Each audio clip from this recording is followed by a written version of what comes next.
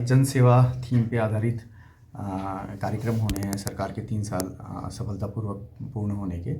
तो इसमें हमारे 23 मार्च को 1-11 बजे से गौरव चौड़ मैदान में हमारे कार्यक्रम होना है। उसके अलावा 26 मार्च को हमारा रामलीला मैदान लोहाघाट में होना है। इसके अतिरिक्त 28 मार्च को बाराकोट और 29 मार्च को पाटी विकासखंड में भी बहुत सी शिविर लगेंगे। तो चूँकि ये समय है जिसमें सरकार ने विभिन्न कार्य किए हैं, विभिन्न योजनाओं का लाभ जनता को मिला है। जैसे हमारे चंपावती को ही लें तो यहाँ पे साइंस सिटी सेंटर का कार्य अभी निर्माणाधीन है, एक बड़ा प्रोजेक्ट चल रहा है। उसके अतिरिक्त टनकपुर क्षेत्र में ISBT का निर्माण कार्य चल रहा है। इसके अतिरिक्त आप देखेंगे जलीगोट में हमारे 460 लाख रुपए का स्नान घाट का निर्माण हो चुका है। यहाँ पे अभी चंपावत शहर के आसपास और पाटी एरिया में काफ़ी पार्किंग्स डेवलप हो रही हैं ताकि लोगों को शहर में सुविधाएं मिले। आदर्श चंपावत की थीम पे कार्य हो रहा है जिसमें हम डिफरेंट विभागों को इंटीग्रेट करके विभिन्न योजनाएं, वो पर्यटन की हों, फॉरेस्ट की हों, ट्रैक रूट हों, उनको डेवलप करने पे कार्य कर रहे हैं। इसके अतिरिक्त पूर्णागिरी क्षेत्र और टनकपुर क्षेत्र को शारदा के अलॉन्ग डेवलप करने के लिए शारदा कॉरिडोर का भी सर्वे का कार्य प्रारंभ हो रहा है। उसमें भी काफ़ी गतिविधियाँ होनी हैं जिससे लोगों को फ़ायदा मिलेगा। इसके अतिरिक्त हमारे यहाँ जैसे मुख्यमंत्री प्रोत्साहन योजना के अंतर्गत काफ़ी बालक बालिकाओं को चयनित किया गया जिनको 2000 रुपये प्रति माह छात्रवृत्ति मिलती है। उदीयमान योजना के अंतर्गत लगभग 450 बालक 450 बालिकाओं को भी लाभान्वित किया जा रहा है। इसी तरह NRLM योजना के तहत सेल्फ हेल्प ग्रुप को सस्टेनेबल मॉडल की तरफ लेने के प्रयास में इस तरीके से काफ़ी कार्य ऐसे हुए हैं जिनसे लोग लाभान्वित हुए हैं और क्षेत्र के विकास में जिनसे अच्छी पहल हो रही हैं। तो ये योजनाएं इस क्षेत्र में चल रही है। इसके अलावा काफ़ी अन्य योजनाएं भी हैं। 23 मार्च को मुख्यमंत्री पुष्कर सिंह धामी के 3 साल पूरे हो रहे हैं। तो चंपावत मॉडल डिस्ट्रिक्ट है और मुख्यमंत्री पुष्कर सिंह धामी का निर्वाचन क्षेत्र भी है। तो किस तरह से यहाँ जो उपलब्धियाँ बताई जा रही हैं, मुख्य रूप से क्या क्या उपलब्धियाँ हैं जो सरकार और सरकार की मुखिया के द्वारा इस जिले के लिए की जा रही है? 23 मार्च को हमारे प्रदेश के माननीय मुख्यमंत्री श्री पुष्कर धामी जी के सरकार के 3 वर्ष पूरे होने पे हैं। हमारे जनपद में, मैं अगर हमारे चंपावत जनपद की बात कहूँ तो विगत 3 वर्षों में हमारे चंपावत जनपद में वो कार्य हुए जो पिछले 20 सालों में हमारे को देखने को कहीं नहीं मिला। अगर हम अगर गिनती करें तो उसमें हम एक के बाद ऐसी ऐतिहासिक उपलब्धियाँ हैं। अगर मैं कहूँ, अगर हमारे चंपावत जनपद में हमारा जैसे ये हमारे जो मंदिरों के सौंदर्यीकरण संबंध में उसमें बोलो तो हमारे पूर्णागिरी में रोपवे का है, या हमारे गुरु गोरखनाथ में 3.5 करोड़ के उसे लागत से मंदिर का सौंदर्यीकरण हो रहा है। हमारा जो घटोत्कच मंदिर है, आप लोग देख रहे होंगे, वहाँ पर हिडिम्बा है। घटोत्कच मंदिर का सौंदर्यीकरण 1,92,00,000 की लागत से हो रहा है। वही 1 करोड़ के लगभग से हमारा हिडिम्बा का शुरू हो रहा है सौंदर्यीकरण। और हमारा ये लोहाघाट में हमारा ये बाराही मंदिर देवरा, उसका पूरा अच्छा सौंदर्यीकरण हो रहा है। तो यहाँ पर जितने भी हैं, अभी हमारे मानेसर का मंदिर का है वो भारत माला, उसके भी हमारी घोषणा की गई है। अभी यहाँ पर गुलजी मंदिर का है जो हमारा, उसमें गुलजी कॉरिडोर करके काफ़ी घोषणाएं ऐसी हुई है CM साहब के द्वारा, उसमें लगातार काम भी चल रहा है।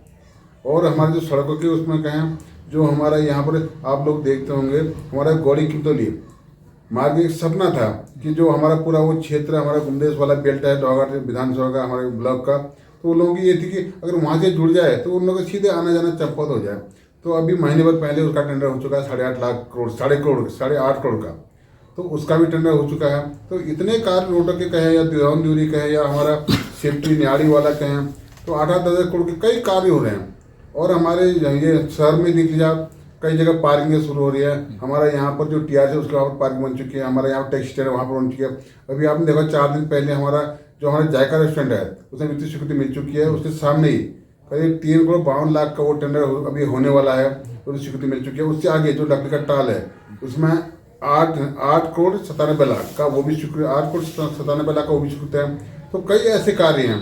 और मैं कहूँ जो हमारे जो नौकरियों के संबंध में हमारे पूरे प्रदेश में मैं हमारे चंपावत जनपद की बात कहूँ, आज हर गाँव में घर में हम देख रहे हैं कि हमें जो कभी सपना लगता था, हम लोग को लगता था कि कहीं पर कोई सरकारी जॉब नहीं, सिविल में मिलना मुश्किल था, आज हर गांव से कोई बच्चे तो एक कभी 3-3 4-4 जॉब में सिलेक्शन हो जा रहा है उनका। कम से कम अभी मैं देख रहा था कि 20 से 25 हज़ार हमारे 3 वर्ष में हमारे युवाओं को नौकरी मिल चुकी है, सरकारी जॉब मिल चुकी है। तो कई कार्य ऐसे हो रहे हैं हमारे चंपावत जनपद में। अब देखिए, जो दूर संचार का था, अभी मैं बताऊँ, अभी हमारा जो सल्ली में हमारी बहुत दिक्कत थी, टावर BSNL टावर की, तो लग चुका है उसमें, अभी करंट तो नहीं है। अभी उसी के बाद हमारा पूर्णागिरी क्षेत्र में है, हमारा इधर एक कोयला घाटी में आपके पुड़ा के क्षेत्र में लग चुका है, हमारा ये बडोली में लग चुका है, एक हमारा एक गुरुफली कोट में है, एक हमारा यहाँ ये पीछे वाला जो तरकुलिया क्षेत्र वहाँ लग जाए, बहुत हमारे 35 टावर लगे अभी। तो हर जगह एक से एक अच्छे कार्य हो रहे हैं हमारे CM साहब को यहाँ पर आने से। और कई कार्य हमारे यहाँ पर GIC है, GIC में हमारा छात्रावासी का समय से मांग थी, वो भी उन्होंने पूरी करने में काम शुरू हो रहा है। और हम जब कॉलेज में पढ़ते थे, मैं छात्र संघ का देख रहा हूँ, तो हमारा जो डिग्री कॉलेज था उसमें एक एक मांग के लिए हमें भले प्राइवेट सेंटर गए, सुधार परीक्षा के लिए गए, किसी विषय के लिए गए, तो हम बड़ी लड़ाई लड़नी पड़ती है, हम कई दिनों धरने प्रदर्शन बैठे। आज ऐसा है हमारा चंपावत कॉलेज हमारे यहाँ पर कैंपस बना दिया CM साहब द्वारा। हम उस समय क्या था कि कुमाऊं विश्वविद्यालय का एक कैंपस अल्मोड़ा होता था, लेकिन आज हमारा अल्मोड़ा विश्वविद्यालय का हमारा कैंपस चंपावत बन चुका है। तो उसमें कई सब्जेक्ट हैं, कई लोगों को बाहर जाने की ऐसी जरूरत नहीं पड़ रही है। और यहाँ पर जो हमारे नगर में अभी देख रहे होंगे आप लोग, अभी 17.5 करोड़ से मैं ये कहूँगा, क्योंकि मैं लगातार समाज सेवा में काम करता हूँ, यहाँ पर CM साहब द्वारा 17.5 करोड़ की उससे लागत से हमारा जो 17.5 करोड़ की लागत से हमारे विद्युत की लाइनें जो खुली घूम रही थी, आप देख रहे हो झूल रही थी, उनको अंडरग्राउंड करने का कार्य शुरू कर दिया है। और कम से कम हमारी जो ये कोयला पंप योजना थी उसमें भी कभी डिफेक्ट आ रहा था, तो उनका पुनः दोबारा करीब बहुत बड़ी योजना, आप देखो घर घर जाकर के सब जगह वो बहुत बड़ी हमारी UPCL है, कोई कंपनी को बना रही है। तो बहुत काम हमारे यहाँ जिले में हो रहे हैं, जो मैं कहूँगा पिछले 20 वर्षों में हमें सपना था कि ये कार्य होंगे। नमस्कार, मैं चंद्रशेखर जोशी, देवभूमि टुडे में आपका स्वागत है। 17 मार्च 2017 भारतीय जनता पार्टी की सरकार उत्तराखंड बनने के बाद दूसरी बार प्रदेश की सत्ता पे काबिज हुई। त्रिवेंद्र सिंह रावत, तीरथ सिंह रावत और उसके बाद पुष्कर सिंह धामी। सरकार के पिछले सप्ताह तकरीबन 8 साल भारतीय जनता पार्टी की सरकार को पूरे हो चुके हैं। 2022 में लगातार दूसरी बार सत्ता में काबिज होने के बाद पुष्कर सिंह धामी के नेतृत्व में 23 मार्च 2022 को बीजेपी एक बार फिर सत्ता पर काबिज रही। मार्च 2022 के बाद अब 23 मार्च को भारतीय जनता पार्टी की पुष्कर सिंह धामी के नेतृत्व की सरकार को 3 साल पूरे हो गए। 3 साल बेमिसाल भारतीय जनता पार्टी का ये नारा है, ये उपलब्धियों का बखान है। उपलब्धियों को लेकर पार्टी की ओर से 23 मार्च को पूरे प्रदेश में, चंपावत जिले में भी कार्यक्रम हो रहे हैं। सुशासन सप्ताह के रूप में 23 मार्च से 30 मार्च तक अलग अलग फेजेस में कार्यक्रम, सरकार की उपलब्धियों को, सरकार के जो अचीवमेंट्स हैं उनको बताया जाएगा। चंपावत जिला देहरादून के बाद बल्कि दूसरा महत्वपूर्ण क्षेत्र है और मुख्यमंत्री का पुष्कर सिंह धामी का निर्वाचन क्षेत्र भी है। चंपावत को मॉडल डिस्ट्रिक्ट के रूप में बनाने की कवायद की जा रही है, तमाम दावे भी किए जा रहे हैं। उसके लिए साइंस सेंटर से लेकर शारदा कॉरिडोर, गुलजी कॉरिडोर समेत ISBT और ऐसे बहुत सारे विकास के दावे किए जा रहे हैं। और प्रदेश के स्तर पर UCC, नकल विरोधी कानून, अतिक्रमण के खिलाफ सख्त कदम उठाने जैसे बहुत सारे उपलब्धियां प्रदेश सरकार दावे कर रही है, लेकिन विपक्ष इन दावों से सहमत नहीं है। उसका ये कहना है कि जो दावे विकास को लेकर किए जा रहे हैं वो नारे में ज्यादा है और वो जमीन पर उस रूप में सामने नहीं आते हैं। भारतीय जनता पार्टी के 8 साल और दूसरे टर्म के जो 3 साल है पूरे हुए हैं, उसको लेकर कांग्रेस क्या सोचती है, इसको बताने के लिए कांग्रेस के 2 बार के विधायक हिमेश खरकवाल साहब हमारे साथ हैं। खरकवाल जी, आपका बहुत स्वागत है। बहुत धन्यवाद आपका। यूं तो वो 3 साल बेमिसाल कह रहे हैं, लेकिन सरकार को निरंतरता में मार्च 2017 से मार्च 2025 तक 8 साल हो चुके हैं। तीसरे मुख्यमंत्री पुष्कर सिंह धामी जुलाई 2021 से काबिज है और वो दूसरी बार 23 मार्च 2022 को लगातार दूसरी बार मुख्यमंत्री बने। सेकंड टर्म का भी 3 साल पूरा हो गया है। तो ये जो कार्यकाल है, जो उपलब्धियों की एक ऐतिहासिक गाथा बताई जा रही है, उसको कांग्रेस किस रूप में देखती है और 8 साल के संदर्भ और 3 साल के सेकंड टर्म? अगर कोई इसको ऐतिहासिक गाथा कह रहा है तो मैं तो उसको इसका मानसिक दिवालियापन ही कहूंगा। मॉडल जिले चंपावत की तर्ज पर उत्तराखंड का विकास कह करके चंपावत के लोगों के साथ एक भद्दा मजाक करने का काम इस सरकार ने किया है। कैसा मॉडल जिला? आप चंपावत मुख्यालय में देख लीजिए, स्वास्थ्य सेवाओं में एक छोटा सा ऑपरेशन डिस्ट्रिक्ट हॉस्पिटल में होने को तैयार नहीं है, डॉक्टर्स नहीं है। आप देखिए, तहसीलदार जैसा महत्वपूर्ण पद एसडीएम जिले में नहीं है, और कभी भूल से आ भी जाता है कोई एक आध तहसीलदार या एसडीएम, तो इनके लोग फेसबुक के पन्ने भर देते हैं, जय तय और आभार रैली निकालने लगते हैं। अरे मुझे कभी कभी आश्चर्य होता है। देखिए, ये लड़ाई उत्तराखंड के विकास की जारी है। समर शेष है नहीं पाप का भागी, केवल ब्याग जो तटस्थ है इतिहास लिखेगा उनका भी अपराध। आप जो जहां लोग बोलते नहीं है, अगर लोग बोलते नहीं है, जिस जगह के लोग बोलते नहीं है, वो भूमि बंजर हो जाती है। मैं लोगों को भी कहना चाहता हूं इस मौके पर, आप देखिए ना, विकास का ढिंडोरा पीटा जा रहा है। कौन सा विकास? मैंने आपके सामने बताया, घर घर नल, घर घर जल, पूरा तल्ला देश जो है त्राही त्राही कर रहा है पानी के लिए, और वहां घर घर जल, घर घर नल के नाम पे घर घर शराब की सौगात दी जा रही विकास के लिए। दो दो दुकानें शराब की वहां खोलने की बात हो रही। कौन सा वाला विकास है? ये मेरी समझ से परे है। आप इतनी बड़ी क्वाराला लिफ्ट पेयजल योजना, जनता का 30 करोड़ रुपया हमने लगाया था कि जिला मुख्यालय के लोग पानी बैठे, क्या हुआ उस विकास का? उस विकास को प्राइवेट क्षेत्र को, टाटा को देके मीटर लगा करके जल के पैसे वसूलने का काम, योजना बनी जनता के पैसे से, और वसूलने का काम प्राइवेट सेक्टर को दिया गया। क्या जनता समझ नहीं रही है? या तो जनता वक्त का इंतजार कर रही है, नहीं तो जनता को सड़क पर उतर के आप इनसे सवाल पूछने चाहिए। इनको ये उत्सव नहीं मनाना चाहिए, इन्हें सेवा दिवस नहीं, इन्हें क्षमा दिवस मान के अपनी भूलों का सुधार करते हुए जन सरोकार से जुड़े हुए जो मुद्दे हैं उन कामों को आगे बढ़ करके करना चाहिए। आपने कहा कि जो सरकार के दावे हैं और जो जमीन की हकीकत है उसमें बड़ा फर्क है, लेकिन विपक्ष के रूप में कांग्रेस और जो दूसरे दल हैं, पहले कहते थे मित्र विपक्ष, लेकिन अब स्थिति मित्र विपक्ष से मूक विपक्ष तक आ गई है। तो कांग्रेस न सड़कों में कहीं है, जो मामला विधानसभा में बजट सत्र के दौरान उठा, उसमें केवल एक विधायक ही उस मुद्दे पर बोले जिसपे तब के वित्त मंत्री जो अब इस्तीफा दे चुके हैं प्रेमचंद अग्रवाल ने जो बात आपत्तिजनक एक पर्वतीय समाज के लिए कही। तो कांग्रेस की सदन में और सड़क पर दोनों जगह निष्क्रियता, क्या कांग्रेस को कोई रणनीति का हिस्सा है या कांग्रेस सरकार का विरोध करने से बची? नहीं नहीं, कांग्रेस कहीं भी निष्क्रिय नहीं है, मगर जिस तरह से विधानसभा चलाई जा रही है, जिस तरह से हेडमास्टर बनकर के वहां काम हो रहा है, वो वास्तव में मेरे लिए, क्योंकि मैं तो 2002 में भी नरेंद्र तिवारी जी के साथ भी विधानसभा में बैठा, और मैंने 2012 से 17 तक का भी कार्यकाल देखा। विधानसभा अध्यक्ष जो है वो गार्जियन होता है विपक्ष के लोगों का। विपक्ष को संरक्षण वो आप पीठ से मिलता है, पीठ संरक्षण देती है अगर विधायक के क्वेश्चनों का, सवालों का जवाब नहीं आता है। मैंने पहली बार देखा कि विधानसभा अध्यक्ष खड़े होकर के एक विपक्ष के विधायक को बैठा रही है।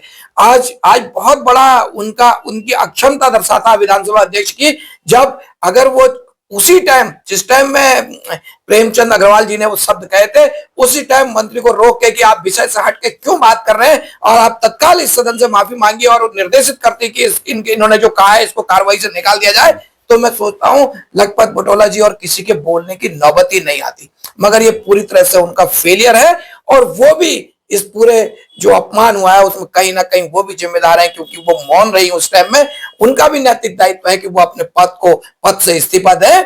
और ये कोई, बहुत से लोगों ने इसे पहाड़ी बनाम मैदानी बनाने का प्रयास किया। पहाड़ी मैदानी की बात नहीं है। हम तो महेंद्र भट्ट को भी उतना दोषी मान रहे हैं, रितु खंडूरी जी को भी उतना दोषी मान रहे हैं, और मुख्यमंत्री को भी उतना दोषी मान रहे हैं। ये कोई एक दिन की बात नहीं है, ये बहुत बार ऐसा हुआ है भाई।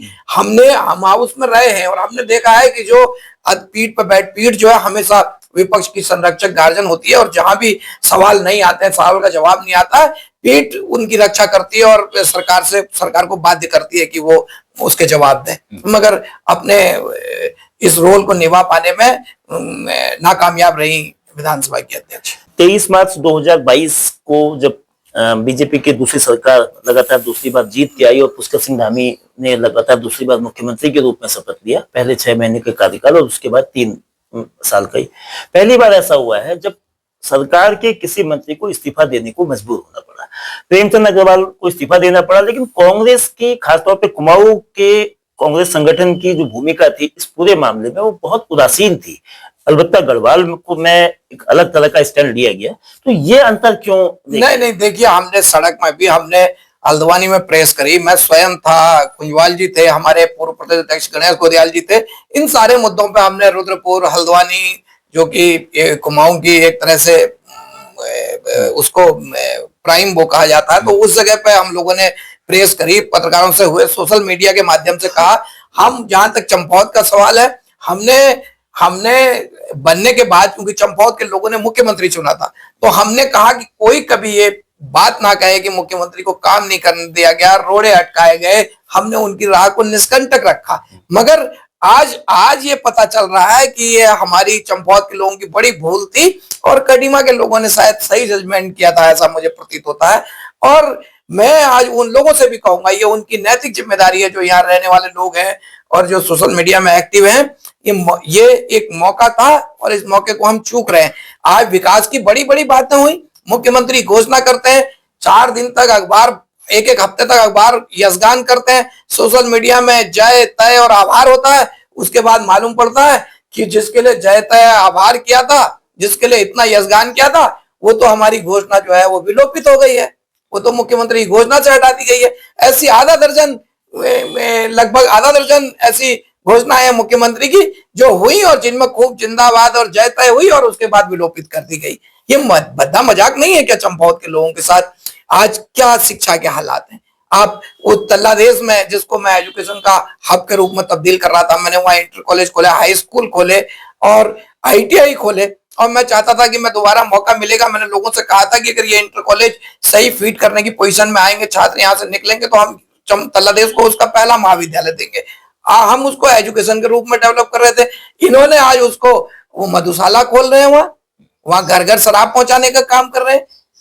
ये गोरखनाथ की तपोभूमि है, तप करने लोग वहां आते थे, उसको कलुषित करने का काम ये लोग कर रहे हैं। और जो लोग इनका साथ दे रहे हैं इन बातों में, मुझे उनकी सोच पर तरस आता है। और मैंने पहले भी कहा कि अगर सही सोच नहीं होगी और लोग मौन रहेंगे, जहां पर अपना पक्ष रखना है वहां बेबाक होकर डर के मारे पक्ष नहीं रखेंगे, मौन रहेंगे, तो वो धरती हमेशा बंजर हो जाती है। जहां लोग मौन रह जाते हैं, वक्त पे अपनी बात नहीं उठाते हैं, मैं सबका आह्वान करता हूं कि अपनी बात को बेबाक तरीके से उठाएं। बहुत हो गया समय, अब धरातल पर काम दिखने चाहिए। अब 3 साल इस जो मुख्यमंत्री धामी के नेतृत्व वाली भारतीय जनता पार्टी की सरकार को हो गए हैं। मॉडल डिस्ट्रिक्ट चंपावत को कहा जा रहा है कि पहला मॉडल डिस्ट्रिक्ट इस प्रदेश का होगा और इसमें कई काम गिनाए जा रहे हैं।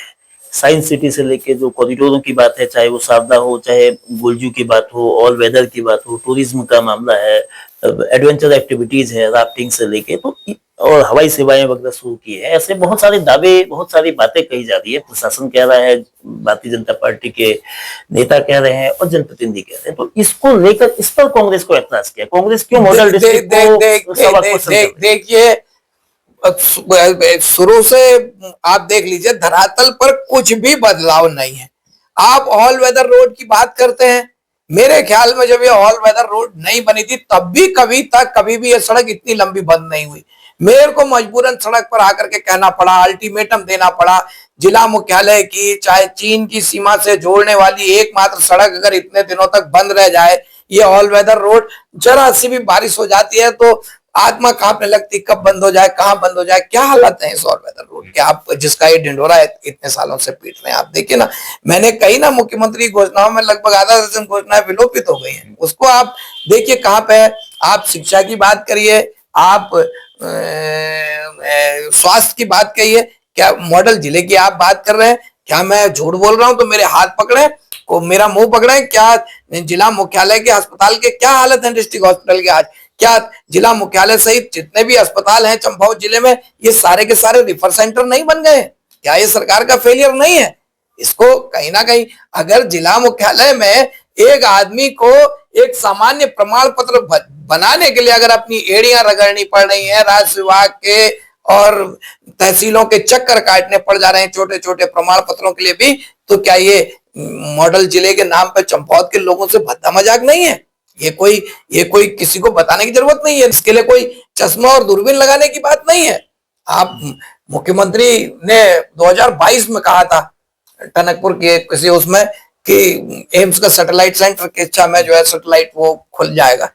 क्या हुआ आज 3 सालों बाद उसमें?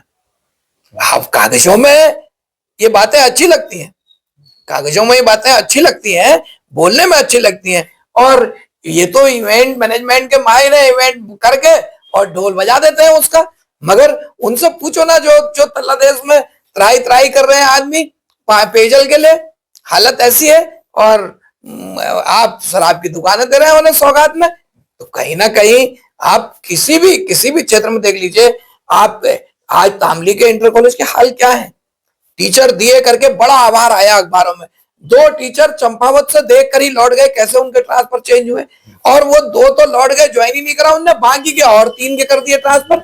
आज हालत क्या है वहां? क्या हालत है नीड़ के स्कूल के? आप देखिए ना, ये किसी से छिपा थोड़ी है। मगर आप चाहते हैं कि नहीं साहब, वो बच्चे और वो आप मंच को जो है, जो को एजुकेशन का इंटर कॉलेज है, एक वहां सभ्य वातावरण बना हुआ है, आप उसको फिर से बहरी खाल बनाना चाहते हैं। आप चाहते हैं कि शाम होते ही वहां जाने जैसा ना हो, उसको शराब का अड्डा बना देना चाहते हैं। आप 2 दुकानें ठेका देसी भी और इंग्लिश की भी खोलना चाह रहे हैं। भाई क्या राजस्व बढ़ाना सरकार का मकसद रह गया है? जनता के ये जो सवाल है, इनको कौन देखेगा, कौन उठाएगा? भारतीय जनता पार्टी, जैसा आप कह रहे हैं कि जो शराब की दुकानें हैं, जिन जगहों में स्कूल नहीं है या जिन जगहों में शिक्षा की अच्छी व्यवस्था नहीं है, पेयजल की व्यवस्था नहीं है, स्वास्थ्य के लिए, वहां शराब की दुकानें खोली जा रही है। ठीक है, 4 दुकानें बढ़ी है और प्रदेश भर में तमाम सभी जिलों में दुकानों की संख्या बढ़ी है। कांग्रेस की 10 साल सरकार रही, शराब को लेकर कांग्रेस का भी ऐसा कोई स्टैंड शराबबंदी को लेकर नहीं था, और शराब की दुकानें उन्होंने भी खोली और इन्होंने भी खोली। तो देखिए बिल्कुल बराबर है। और जब कांग्रेस की सरकार थी, मैं जहां तक व्यक्तिगत राज्य आंदोलन से निकला हुआ नेता हूं, और मैंने व्यक्तिगत भी अपनी सरकारों में भी, मैं आज मयूख मेहर और मनोज तिवारी जी इस बात के गवाह होंगे, मैंने उनके सामने लिखित, हमने अपने माननीय मुख्यमंत्री जी से, हमने हरीश रावत जी से भी कहा, चुनाव से 6 महीने पहले भी कहा कि आप इसको ऑर्डर कर दीजिए और आप घोषणा कर दीजिए कि भाई कांग्रेस सत्ता में आएगी तो हम उत्तराखंड में शराबबंदी करेंगे। हम इस बात को दावे के साथ कह रहे हैं और इस बात की शिनाख्त की जा सकती है। हम अपनी सरकार में भी उन चीजों के लिए लड़े जितनी हमारे पास ताकत थी, और कभी गोलजू की कृपा से ताकत मिलेगी तो हम ऐसे बड़े कदम उठाने से हिचकेंगे नहीं। हम लोगों को करके दिखाएंगे कि ऐसा संभव हो सकता है, उसका रोड मैप भी हमारे पास है। बहुत धन्यवाद खतवाल साहब। भारतीय जनता पार्टी के नेता 3 साल को बेमिसाल कहते हैं, 3 साल को कमाल का मानते हैं, लेकिन विपक्ष उस पर सवाल खड़ा करता है। मुख्यमंत्री ने 298 घोषणाएं बीते 3.5 साल में की हैं। जुलाई 2021 से लेकर मार्च 2025 तक, उनमें से 175 घोषणाएं ऐसी हैं जो या तो पूरी हो चुकी है, पूरी होने की प्रक्रिया में है, लेकिन 111 घोषणाएं ऐसी हैं जो अभी पूरी तरह से अपूर्ण हैं। 5 घोषणाएं विलोपित हो चुकी हैं और 7 घोषणाओं के विलोपन का प्रस्ताव है। यानी कि 1 दर्जन घोषणाएं जो की गई थी वो जमीन पर उतरने की उसकी कोई संभावना नहीं है। कांग्रेस की ओर से, कांग्रेस के नेता हिमेश रेलकरवाल की ओर से शिक्षा के मसले पर सवाल उठाए गए, जो बेसिक स्थिति क्या है। वैसे ही स्वास्थ्य को लेकर गंभीर सवाल, चंपावत के जिला अस्पताल की सेवाओं को छोड़ के टनकपुर और लोहाघाट की जो स्थिति है वो बहुत जनता के दृष्टि से बहुत उपयुक्त नहीं है। रेफर सेंटर की स्थिति है। इसी तरह से जो आईएसबीटी के निर्माण की बात हो रही है, लेकिन बसों की संख्या, बस बेड़े की तादाद न बढ़ना भी एक प्रकार से आईएसबीटी जो इंटरस्टेट बस टर्मिनल है उसको लेकर एक भविष्य में बिना बसों के संख्या बढ़ाए हुए कैसे परिवहन सेवा सुधरेगी। ग्रामीण क्षेत्रों के रिमोट एरियाज में, जब उत्तर प्रदेश के जमाने में जिन स्थानों में पंचेश्वर, तामली, रौसाल, दिगाली चौड़ जैसे दूर के इलाकों में बस सेवाएं चलती थी, आज वो बस सेवाएं नहीं चल रही हैं। और बस सेवाओं से जो मिलने वाली सुविधाएं हैं वो भी उन लोगों तक जो सीनियर सिटीजन्स हैं, जो गर्ल्स स्टूडेंट हैं और तमाम जो दिव्यांग लोग हैं, उनको वो सुविधाएं नहीं मिल पा रही हैं। बहरहाल भारतीय जनता पार्टी के अपने दावे हैं और कांग्रेस का ये कहना है कि 3 साल का जो कार्यकाल है वो उपलब्धियों के बजाय उपलब्धियों का स्तुतिगान का कार्यकाल है।